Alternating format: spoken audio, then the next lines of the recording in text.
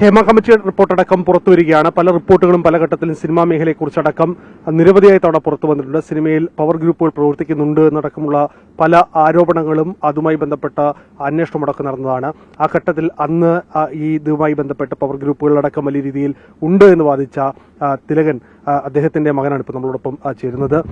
നേരത്തെ തന്നെ തിലകൻ സാർ ഇതുമായി ബന്ധപ്പെട്ട് ഈ കാര്യങ്ങൾ തുറന്നു പറഞ്ഞതാണ്, സിനിമയിൽ പവർ ഗ്രൂപ്പുകൾ ഉണ്ട് എന്നുള്ളത്. പക്ഷേ പിന്നീട് അത് അന്വേഷണമൊക്കെ നടന്നു എങ്ങും എത്താതെ പോയി. അതുമായി ബന്ധപ്പെട്ട് ഈ പവർ ഗ്രൂപ്പുകൾ ആരാണെന്നോ, എന്താണ് അവർ ഇത് ഈ മേഖലയിൽ പ്രവർത്തിക്കുന്നതെന്നോ, എങ്ങനെയാണെന്നോ ഇതിന്റെ സംവിധാനമെന്നോ പിന്നീട് പുറം ലോകം അറിയാതെ പോയി. അകത്ത് അന്വേഷണം നടന്നിട്ട് പോലും. അതാണ് എന്റെ ശരിയെന്ന് പറയുന്നത്. പുറം ലോകം അറിയാതെ പോയി എന്നുള്ള, അല്ലാതെ അന്വേഷണം നടക്കാതിരിക്കുകയോ അതിലൊരു തീരുമാനമാകാതിരിക്കുകയോ ചെയ്തിട്ടില്ല. അതങ്ങ് പറഞ്ഞത് തെറ്റാണ്. കാര്യം ഹേമ കമ്മിറ്റി റിപ്പോർട്ടിനേക്കാളും വളരെയധികം നിയമ പ്രാബല്യമുള്ള ഒരു ജഡ്ജ്മെന്റ് തന്നെ ഉണ്ടായിട്ടുണ്ട്. 2015 എൻ്റെ ഓർമ്മ. ശ്രീ വിനയന്റെ ഒരു പരാതിയുടെ പുറത്ത് കോമ്പറ്റീഷൻ കമ്മീഷൻ ഓഫ് ഇന്ത്യ അവിടെ ഒരു പരാതി ഉണ്ടായിരുന്നു. അതിന്റെ പുറത്ത് ഒരു ജഡ്ജ്മെന്റ് ഉണ്ടാക്കിയിട്ടുണ്ട് 2015. അതിനെതിരെ അതിലെ എതിർകക്ഷികളെല്ലായിട്ടുള്ള എല്ലാവരും, ഞാനും അതിന് മൊഴി കൊടുത്തതാണ്. ഞാനത് സാക്ഷിയായിട്ട് ഞാൻ മൊഴി കൊടുത്തതാണ്. അതിനകത്തൊരു ഇരയായിട്ട് തന്നെ വരും വേണമെങ്കിൽ ഞാൻ. എന്റെ അവസര നിഷേധത്തിനെ കുറിച്ചാണ് അതിനകത്ത് എന്റെ ഒരു പടം നിഷേധിച്ചതിനെ കുറിച്ച് അതിനകത്ത് പ്രതിപാദിക്കപ്പെട്ടിട്ടുണ്ട്. അതിലെ ആ കേസിലെ അത് എതിർകക്ഷികൾക്ക് ഈ പറഞ്ഞ ആളുകൾക്ക് എതിരായതെന്ന് പറയുന്നത് ശരിക്കും പറഞ്ഞാൽ തിലകന്റെ കേസാണ്. അതിനകത്ത് അച്ഛന്റെ വിഷയം അതിന്റെ ഒരു പ്രതികാര നടപടിയായിട്ട് എന്റെ തീർത്തു എന്നാണ് അതിനകത്ത് പറയുന്നത്. അപ്പൊ അങ്ങനെ വരുമ്പോഴും തിലകൻ തന്നെയാണ് അവിടെ ഹൈലൈറ്റ് ചെയ്ത് നിൽക്കുന്നത്. ഇപ്പൊ ഇതിനകത്തും തിലകൻ തന്നെയാണ് ഓൾമോസ്റ്റ് അതിനകത്തും ഹൈലൈറ്റ് ചെയ്ത് വരുന്നത്. കാര്യം ആളുടെ ഒരു പേര്, ആരാണ് ഒരു വിക്ടിം ആരാണെന്നോ അല്ലെങ്കിൽ ഒരു പരാതിക്കാരൻ അച്ഛൻ ജീവിച്ചിരിപ്പില്ല, എന്നാൽ കൂടിയും അതിനകത്തൊരു വിക്ടിമായിട്ട് വന്നിരിക്കുന്നു. അദ്ദേഹത്തിന്റെ എതിരെയുള്ള ആളുകളെ 15 പേരെ കുറിച്ചുള്ള ഒരാളെ കുറിച്ചുള്ള ഒരു വിവരം അതിനകത്ത് പ്രതിപാദിക്കപ്പെട്ടിരിക്കുന്നു. ദാറ്റ് മീൻസ് എവിടെയും ഹൈലൈറ്റ് ചെയ്യപ്പെടുന്നത് ഇപ്പോഴും തിലകൻ തന്നെയാണ്. അപ്പൊ അതിന്റെ അർത്ഥം അദ്ദേഹം ഇവിടെ തന്നെ ഉണ്ട്, ആരെയൊക്കെ കൊണ്ടേ പോകുള്ളൂ എന്നുള്ള ഒരു അടങ്ങാത്ത അഭിനിവേശത്താൽ ആ ആത്മാവ് ഇവിടെ തന്നെ ഇങ്ങനെ നിൽക്കുകയാണെന്നാണ് എന്റെ ധാരണ. തുറന്നു പറഞ്ഞിട്ട് പോലും പക്ഷേ ആ റിപ്പോർട്ടുകൾ പിന്നീട് ഒന്നും എത്താതെ പോയി, അല്ലെങ്കിൽ ആ റിപ്പോർട്ടുകൾ പുറത്തു വരാതെ പോയി. ആ റിപ്പോർട്ടുകൾ പിന്നീട് നടപടിയൊന്നും ഉണ്ടായില്ല. ആരാണെന്നുള്ളത് ഇപ്പോഴും അണിയറയിൽ തന്നെ വളരെ രഹസ്യമായിരിക്കുകയാണ്. അണിയറയിൽ രഹസ്യമായിട്ട് ഇരിക്കുന്നില്ലല്ലോ, അതൊരു പബ്ലിക് പ്രോപ്പർട്ടിയാണ്. ആ ഒരു പബ്ലിക് ഡോക്യുമെന്റ്, സോറി പ്രോപ്പർട്ടി അല്ല, പബ്ലിക് ഡോക്യുമെന്റ് ആണത്. അത് സൈറ്റിൽ അവൈലബിൾ ആണ്. അപ്പൊ പിന്നെ അത് നിങ്ങളടക്കമുള്ള ആൾക്കാരെ ഞാൻ അതിന് കുറ്റം പറയുള്ളൂ. നിങ്ങൾ അതിനുവേണ്ടി ശ്രമിച്ചില്ലാത്തത് കൊണ്ടായിരിക്കാം ഇറ്റ് മേ ബി അത് പുറത്ത് വരാഞ്ഞത്. അപ്പൊ അത് കോടതിയുടെ ജഡ്ജ്മെന്റ് എന്ന് പറയുമ്പോഴത്തേക്ക് അത് പ്രത്യേകിച്ച് ഒരു സുപ്രീം കോടതിയുടെ അത് ശരിവെക്കാൻ കൂടി ചെയ്തുകൊണ്ട് ദാറ്റ് ഈസ് റിപ്പോർട്ടബിൾ ജഡ്ജ്മെന്റ് ആണ്. അതുകൊണ്ടുപരി അത് ഇംപ്ലിമെന്റഡ് ജഡ്ജ്മെന്റ് ആണ്. ഒരു ഇംപ്ലിമെന്റഡ് ജഡ്ജ്മെന്റ് എന്ന് പറയുന്നത് എന്താണ്? ആ ജഡ്ജ്മെന്റിൽ പറയുന്ന പിഴ അത് അടച്ചു അല്ലെങ്കിൽ അതിൽ ശിക്ഷയ്ക്ക് വിധേയനായി കഴിഞ്ഞാൽ അത് ഇംപ്ലിമെന്റ് ചെയ്തു എന്നാണല്ലോ. അങ്ങനെ ഒരു ഇംപ്ലിമെന്റഡ്, അതായത് അവർ സമ്മതിച്ചിരിക്കുന്നു ഞാൻ കുറ്റവാളിയാണ് എന്ന്. അപ്പൊ അതിന് അവർക്ക് നമ്മളൊക്കെ മറ്റെല്ലാ കേസിലെല്ലാം പറയുന്നത് കുറ്റാരോപിതൻ എന്നാണല്ലോ. ആ ലേബൽ മാറി കുറ്റവാളി എന്നുള്ള പേര് ആയ ജഡ്ജ്മെന്റ് ആണത്. ഈ അച്ഛനോടുള്ള ദേഷ്യം പിന്നീട് കുടുംബത്തോടടക്കം പിന്നീട് പല ഘട്ടത്തിൽ നിങ്ങളോടക്കം തീർത്തിട്ടുണ്ട് ഈ സിനിമയിലെ ഈ പവർ ഗ്രൂപ്പുകൾ. അവരൊന്ന് വെളിയിൽ വരുന്നുണ്ടല്ലോ. എന്നോട് കാണിച്ചത് ഞാനത് രേഖകളായിട്ട് പരാതി കൊടുത്തിട്ടുള്ളതാണ്. അത് അവരതിന് നടപടിയെടുത്തു.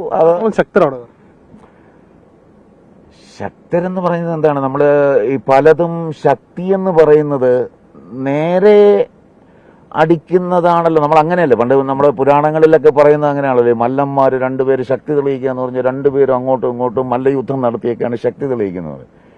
പക്ഷേ ഒരു പുരാണങ്ങളിലും പറഞ്ഞിട്ടില്ല ഈ പുറകിൽ നിന്ന് പിടിച്ച് ഒടുക്കി ശക്തി തെളിയിക്കുന്ന ആ ഒരു. അപ്പൊ അതുകൊണ്ട് ശക്തരാണോ എന്ന് ചോദിച്ചാൽ ശക്തരല്ലെന്നേ എനിക്ക് പറയാൻ പറ്റുള്ളൂ. ഭീരുക്കളായതുകൊണ്ടാണല്ലോ ഇങ്ങനെയുള്ളത് ചെയ്യുന്നത്. പുറകിൽ നിന്ന് അടിക്കുന്നതെന്ന് പറയുന്നത് ഭീരുക്കളാണ്. അപ്പൊ അതുകൊണ്ട് ശക്തരാണെന്നുണ്ടെങ്കിൽ അവർ നേരെ വരും. ഇപ്പൊ അച്ഛൻ ചെയ്ത അങ്ങനെയാണല്ലോ. അതാണ് ശക്തി. അദ്ദേഹത്തിന്റെ ശക്തി മസിലല്ല ശക്തി എന്ന് പറയുന്നത്, ആ മെന്റൽ ശക്തി എന്ന് പറയുന്നത്. ഞാൻ അങ്ങനെയാണ് വിശ്വസിക്കുന്നത്. അതുകൊണ്ട് ശക്തരാണോന്ന് ചോദിച്ചാൽ അല്ല എന്നേ പറയാൻ പറ്റുള്ളൂ. അച്ഛനോടുള്ള ദേഷ്യം പിന്നീട് നിങ്ങളോടെയും അത് തീർത്തു പല ഘട്ടത്തിൽ. അത് തന്നെയാ പറയുന്നത്. അങ്ങാടി തോറ്റതിന് അച്ചിയുടെ നേരെ നമ്മൾ ചൊല്ലി കേട്ടിട്ടില്ലേ? എന്ത് ചെയ്യാൻ പറ്റും? ഓരോരുത്തരുടെ ചില നേരങ്ങളിൽ ചില മനിതർ എന്ന് കേട്ടിട്ടില്ല. അത് തന്നെ. പ്രതീക്ഷയുണ്ടോ പുതിയ വെളിപ്പെടുത്തലുകൾ?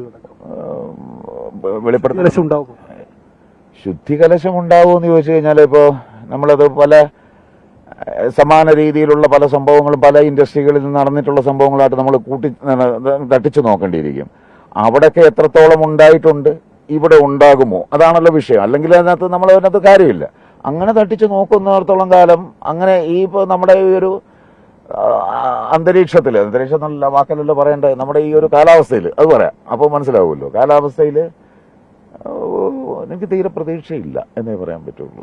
പുറത്തു വന്നത് ചെറിയ കണിക മാത്രമാണോ? ഈ റിപ്പോർട്ടിൽ പുറത്തു വരുന്നത് ചെറിയ കണിക മാത്രമാണോ ഈ മേഖലയിലെ ഇത്തരം പ്രവണതകളുടെ? ഞാൻ സത്യസന്ധമായിട്ട് ഞാൻ പറഞ്ഞാൽ ഈ ഹേമ കമ്മിറ്റി റിപ്പോർട്ട് ഞാൻ വായിച്ചിട്ടില്ല. നിങ്ങളൊക്കെ പറഞ്ഞിട്ടുള്ളതും എൻ്റെ ഉണ്ട്, പക്ഷെ അത് വായിക്കണമെന്ന് എനിക്ക് തോന്നിയിട്ടില്ല. വേറെയുള്ള കാര്യം പറയാം, കൊടുത്ത മൊഴികളുടെ എണ്ണം അത് കിട്ടാതെ നമ്മളിത് വായിച്ചിട്ടൊന്നും ഒരു കാര്യമില്ല. അതുകൊണ്ടാണ് അത് വായിക്കാത്തത്. എണ്ണം വളരെ തുച്ഛമാണല്ലോ. അത് വെച്ച് നോക്കുകയാണെങ്കിൽ ഈ സിനിമാ മേഖലയിൽ ഈ മൊഴി കൊടുത്തവരും ഇതുമായി ബന്ധപ്പെട്ട വെളിപ്പെടുത്തൽ നടത്തിയവരുടെ എണ്ണം തുലവും തുച്ഛമാണ്. അത് വെച്ച് നോക്കുകയാണെങ്കിൽ ഇതിൽ പുറത്തു വരാനിരിക്കുന്നത് വലിയ മഞ്ഞുമല തന്നെയാണോ എന്നുള്ളതാണ് ചോദിച്ചത്. എനിക്ക് തോന്നുന്നത് ഇപ്പോ ഈ മൊഴി എടുത്തേക്കുന്നത് ശരിക്കുള്ള ആൾക്കാരുടെ എടുത്തിട്ടുണ്ടോന്ന് എനിക്ക് സംശയമുണ്ട്. പലരുടെയും അവര് ഇപ്പൊ എനിക്ക് തോന്നുന്നു WCC ആണെന്ന് തോന്നുന്നു ഈ മൊഴിയെടുക്കേണ്ടവരുടെ ലിസ്റ്റ് കൊടുത്തത്. ഇപ്പൊ ഞാനാണെങ്കിൽ ഉള്ള കാര്യം പറയാം, ഇപ്പൊ എന്റെ അച്ഛന്റെ വിഷയം അതിനകത്ത് വന്നിട്ടുണ്ട്. ഞാനാണെങ്കിൽ കോമ്പറ്റീഷൻ കമ്മീഷന്റെ ആ ജഡ്ജ്മെന്റിൽ, അതായത് ഞാൻ പറഞ്ഞല്ലോ ഒരു ഇംപ്ലിമെന്റഡ് ജഡ്ജ്മെന്റ് ഉണ്ടായ അതിനകത്ത് ഞാൻ മൊഴി കൊടുത്തതാണ്. എന്തുകൊണ്ടാണോ WCCക്ക് അതറിയാൻ വയ്യാത്തതുകൊണ്ടാണോ എന്നെനിക്കറിയില്ല. എന്നാൽ തുടക്ക കാലഘട്ടത്തിലൊക്കെ അവർ ഇതിന്റെ സംഭവമായിട്ട് വരുമ്പോഴത്തേക്ക് അതിൽ 1-2 പേരെ ഞാനായിട്ട് സംസാരിച്ചിരുന്നു. അപ്പോഴത്തേക്ക് എൻ്റെ അടുത്ത് ഞാൻ പറഞ്ഞു ഇങ്ങനെ ഒരു വിധി ഉണ്ടെന്ന് ഞാൻ അവരുടെ അടുത്ത് ഞാൻ പറയുകയും ചെയ്തതായിരുന്നു. പക്ഷെ എന്തോ അവരെന്നെ അതിനകത്ത് മൊഴി കൊടുക്കേണ്ടവരുടെ ലിസ്റ്റിൽ എന്നെ ഉൾപ്പെടുത്തിയിട്ടില്ല. അതുകൊണ്ട് എനിക്ക് മൊഴി കൊടുക്കാനും പറ്റിയിട്ടില്ല. വളരെ വിരോധാഭാസം ആയിട്ട് തോന്നുന്ന ചില ആൾക്കാർക്ക് മൊഴി കൊടുത്തതായിട്ട് ഞാൻ അറിഞ്ഞു. അവരെന്താണ് അവിടെ മൊഴി കൊടുത്തതെന്നുള്ള അറിയാനുള്ള ഒരു ആകുലത എനിക്ക് സത്യസന്ധമായിട്ടുണ്ട്. ഒരു പക്ഷേ ഇനി ഞാനൊക്കെ പ്രശ്നക്കാരാണെന്ന് പറഞ്ഞാണോ അവർ മൊഴി കൊടുത്തേക്കുന്നുള്ളത് എനിക്കറിയത്തില്ല. അതുകൊണ്ട് എനിക്ക് ഇതിനകത്ത് സർക്കാർ നടപടി എടുക്കാതിരിക്കുന്നത് വലിയ ലാഭത്തല്ലേ? കാരണം ഈ റിപ്പോർട്ട് സർക്കാർ തന്നെ പഠിച്ച ഒരു കമ്മീഷൻ, സർക്കാർ നിശ്ചയിച്ചൊരു കമ്മീഷൻ, ആ കമ്മീഷൻ പഠിച്ച റിപ്പോർട്ട് കൊടുക്കുന്നു. ആ കമ്മീഷൻ കമ്മിറ്റി റിപ്പോർട്ട് കൊടുത്തതിനു ശേഷം അതിലൊന്നും നടപടി ഉണ്ടാകുന്നില്ല. അത് ആ റിപ്പോർട്ടിൽ മേൽ അനങ്ങാതിരിക്കുക എന്ന് പറയുന്നത് ശരിയാണോ? സർക്കാരിന് ഇപ്പൊ എന്ത് ചെയ്യാൻ പറ്റും എന്നാ എനിക്ക് തോന്നുന്നുള്ളൂ. കാര്യം അതിനകത്ത് ഞാൻ സർക്കാരല്ലല്ലോ ഇത്. ശരിക്കും പറഞ്ഞാൽ ഇതിന്റെ ആ ഒരു അഡ്മിനിസ്ട്രേറ്റീവ് സൈഡിലുള്ള ആൾക്കാരല്ലേ ഇതിന്റെ ഒരു ശരിക്കും പറഞ്ഞ തീരുമാനം. സർക്കാരിന്റെ അടുത്തുകൊണ്ട് റിപ്പോർട്ട് കൊടുക്കും. സർക്കാർ ചോദിക്കാം എന്താണ് അതിനകത്ത് റിപ്പോർട്ട്? ഒന്നാമത് ഇത് മുഴുവൻ ഇംഗ്ലീഷാണ്. പറയട്ടെ, അതെ, ഇത് മുഴുവൻ ഇംഗ്ലീഷാണ്. അപ്പൊ ഇവിടെ ഇരിക്കുന്ന നമ്മുടെ മന്ത്രിമാരോ അല്ലെങ്കിൽ MLA-മാരോ അവർക്ക് എത്ര പേർക്ക് അതിനകത്ത് അത് മുഴുവൻ വായിച്ച് മനസ്സിലാക്കാനുള്ള സമയവും ആ ഒരു സാവകാശവും ഒക്കെ കിട്ടും, അല്ലെങ്കിൽ അതിനുള്ള അത് മനസ്സിലാക്കാനുള്ള അറിവും ഉണ്ടെന്നുള്ളത് എനിക്കറിയില്ല. അപ്പൊ അങ്ങനെ വരുമ്പോഴത്തേക്ക് മിക്കവാറും ആരെങ്കിലും IAS ഓഫീസർക്ക് റിപ്പോർട്ട് വരാനായിട്ടായിരിക്കും അവരാവശ്യപ്പെടുന്നത്. അപ്പൊ അവര് സ്വാധീനിക്കപ്പെടാനായിട്ട് വളരെയധികം, ഇപ്പൊ എന്റെ കേസ് തന്നെ ഇവിടെ അറിയാമല്ലോ, ഉദ്യോഗസ്ഥന്മാരാണ് ഇവിടെ കിടന്ന് കളിക്കുന്നത്. എന്നിട്ട് നമ്മൾ ചീത്തപ്പേര് വരുന്ന ആർക്കാണ്? സർക്കാരിനാണ്. കാര്യം അവർക്ക് ആ ഒരു വിവരമില്ലാത്തവരാണ്. അവരെ ഞാൻ കുറ്റം പറയുകയല്ല. കാര്യം അവരിപ്പോൾ LLB പഠിച്ചവരോ ഒന്നുമല്ലല്ലോ. LLB പഠിച്ച ആൾക്കാരെ എന്ന് പറയുന്നത് ഈ പറയുന്ന എന്താണ് സെക്രട്ടറി ആയിട്ടും മറ്റവരുമായിട്ടൊക്കെ ഇരിക്കുന്ന നിയമം പഠിച്ചവരൊക്കെയാണല്ലോ ഇരിക്കുന്നത്. അപ്പൊ അവര് അതിനെ ഏത് രീതിയിൽ സർക്കാരിന്റെ അടുത്ത് അല്ലെങ്കിൽ ഈ പറയുന്ന മന്ത്രിയുടെ അടുത്തോ MLA അടുത്തോ ഒക്കെ അവതരിപ്പിക്കുന്നു എന്നുള്ളതിനെയാണ് അതിനകത്ത് ആശ്രയിച്ചിരിക്കുന്നത്. മൊഴി കൊടുത്തവർക്ക് നീതി കിട്ടുമോ? മൊഴി കൊടുത്തവർക്ക് നീതി കിട്ടുമെന്ന് ചോദിച്ചു കഴിഞ്ഞാൽ ഇപ്പൊ സർക്കാരിന്റെ ഒക്കെ ചില പ്രഖ്യാപനങ്ങൾ കേൾക്കുമ്പോഴത്തേക്ക് എനിക്ക് തോന്നുന്നു ഹോപ്പ്ലെസ്. സിനിമയിൽ ഒരു നിലപാട് ഒറ്റയ്ക്ക് ഇറങ്ങി വന്ന് പറയാൻ ധൈര്യം കാണിച്ച ഒരച്ഛന്റെ മകനാണ്. സ്വാഭാവികമായും ഇത്തരമൊരു സംഭവം ഉണ്ടാകുമ്പോൾ അത് വളരെ ജാഗ്രതയോടെ നിരീക്ഷിച്ചിട്ടുണ്ടാവും. അതന്നെ പറയുന്നത്. ഇപ്പോഴത്തെ സർക്കാർ, നിങ്ങൾ സർക്കാരിന്റെ കാര്യം ചോദിച്ചുകൊണ്ട് പറയാം, സർക്കാരിന്റെ ഒരു നിലപാട് പലപ്പോഴും കാണുമ്പോഴത്തേക്ക് ഹോപ്പ്ലെസ് ആയിട്ടാണ് എനിക്ക് തോന്നുന്നത്.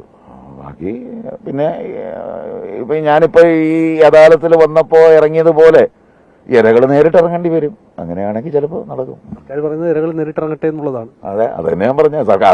സർക്കാർ പറയുന്നത് അത് അവരെ എങ്ങനെയെങ്കിലും ഒന്ന് റിവീൽ ചെയ്യിക്കുക എന്നുള്ളതാണല്ലോ സർക്കാർ ആഗ്രഹിക്കുക. പിന്നെ ഇവിടെ കൊണ്ടുവന്ന് ഇറക്കിയതുപോലെ.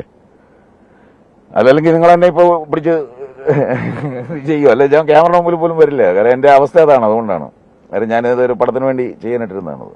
ഇത് എന്തായാലും ഈ നമുക്ക് ഇത്തരമൊരു അന്വേഷണം നടന്നത് ഒരു സന്തോഷമുണ്ടോ? ഇത്തരത്തിൽ കാര്യങ്ങൾ അത്യാവശ്യമെങ്കിലും പുറത്ത് ലോകം അറിഞ്ഞതിന്. അന്വേഷണം എന്ന് പറഞ്ഞാൽ ഒരു പൂർണ്ണമായ അന്വേഷണം, ഒരു റിപ്പോർട്ടല്ലല്ലോ അത്. ആകെ എത്രയാണ് 60 പേരോ മറ്റോ കേട്ടിട്ടുണ്ട്. അതിൽ കൂടുതലും ഒരാവശ്യമില്ലാത്ത ആൾക്കാരുടെയൊക്കെയാണ് കേട്ടിരിക്കുന്നത്. ആവശ്യമുള്ളവരുടെ തൊട്ട് കേട്ടിട്ടുമില്ല. അതാ ഞാൻ പറഞ്ഞത്. അത് തന്നെയല്ല, വൺ സൈഡേ കേട്ടിട്ടുള്ളൂ. ഇരകൾ മാത്രമാണ് അതിനകത്തൊരിതുള്ളൂ. അതിനെക്കുറിച്ച് അതിന്റെ ഇപ്പൊ നമ്മൾ പറയുകയാണെങ്കിൽ ഇരകളാകുമ്പോൾ വേട്ടക്കാരന്റെയും സൈഡ് കേൾക്കാനായിട്ട് അവർ ബാധ്യസ്ഥരായിരുന്നു. പക്ഷെ എന്താണോ അവരത് കേട്ടതായിട്ട് എനിക്ക് തോന്നുന്നില്ല. സിനിമാ മേഖലയിൽ ഇത്തരം കാര്യങ്ങൾ നടക്കുന്നുണ്ട് എന്ന് നേരത്തെ തന്നെ ബോധ്യപ്പെട്ടതാണ്. പിന്നെ അത് പുതിയൊരു വിഷയമൊന്നും അല്ലല്ലോ. അത് ഇഷ്ടംപോലെ ഉണ്ടായിട്ടുള്ള കാര്യം തന്നെയല്ലേ.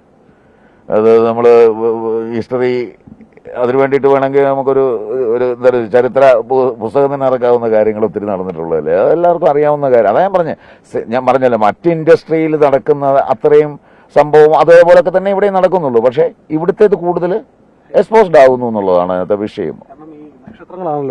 അപ്പൊ അതാണ് അതിനകത്തെ വിഷയം എന്ന് പറയുന്നത്. അപ്പൊ അല്ലാതെ മറ്റുള്ളതിനേക്കാൾ കൂടുതലായിട്ട് ഇവിടെ എന്തെങ്കിലും നടക്കുന്നുണ്ടെന്ന് ചോദിച്ചാൽ ഇല്ലെന്ന് എനിക്ക് പറയാൻ പറ്റുള്ളൂ. അതൊക്കെ ഇവിടെ നടക്കുന്ന അതൊക്കെ തന്നെ നടക്കുന്നത്. പക്ഷേ നമുക്ക് കുറച്ചുകൂടെ കലാകാരനെ സംബന്ധിച്ചുള്ള സാമൂഹ്യ പ്രതിബദ്ധത കുറച്ചുകൂടി കൂടുതലുള്ള ആൾക്കാരാണ്. അതായത് നമ്മൾ പറയാനല്ല, പബ്ലിക് പ്രോപ്പർട്ടീസാണ് നമ്മൾ.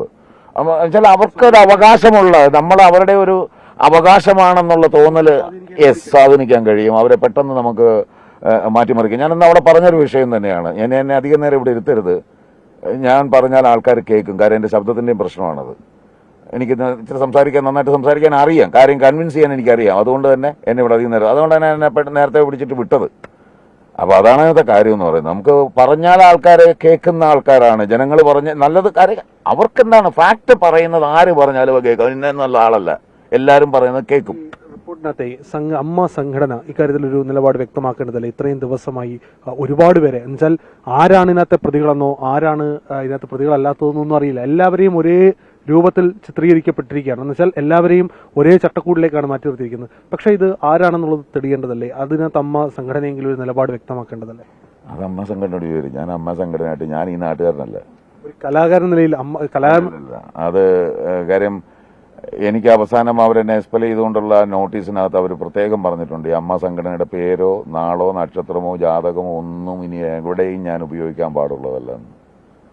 അപ്പോൾ അതുകൊണ്ട് ഇനി ഞാൻ അവിടെ പറയുന്നത് ശരിയല്ലല്ലോ. അവർക്ക് ഇനി അവരെങ്ങാനും ഇനി എനിക്കെതിരെ കേസ് കൊടുത്തു കഴിഞ്ഞാൽ ഞാനിനി അതിന്റെ പുറകെ തൂങ്ങി കിടക്കണ്ടേ? വന്നാതെ വയ്യ. അല്ല, പേടിച്ചിട്ടൊന്നുമില്ല കേട്ടോ. സിനിമാ മേഖലയിൽ നിലപാട് അത് കൃത്യമായി തന്നെ പറഞ്ഞ ഒരു അച്ഛന്റെ മകനാണ്. ആ അച്ഛന്റെ മകനായ ഷമി തിലകൻ ഇപ്പോൾ കൂടുതൽ കാര്യങ്ങൾ പറയുന്നത് ഈ റിപ്പോർട്ട് പുറത്തു വന്നതിൽ സന്തോഷമുണ്ട്. പക്ഷേ ആ റിപ്പോർട്ട് എത്രത്തോളം ഇംപ്ലിമെന്റ് ആകുമെന്ന കാര്യത്തിൽ വലിയ പ്രതീക്ഷകൾ അദ്ദേഹം വെച്ചു പുലർത്തുന്നില്ല. എന്തായാലും ഇത്തരം കാര്യങ്ങൾ ഇപ്പോഴല്ല, നേരത്തെ തന്നെ ഈ മേഖലയിൽ ഉണ്ട് എന്നുകൂടി അദ്ദേഹം അടിവരയിട്ട് ഓർമ്മപ്പെടുത്തുകയും ചെയ്യുന്നു.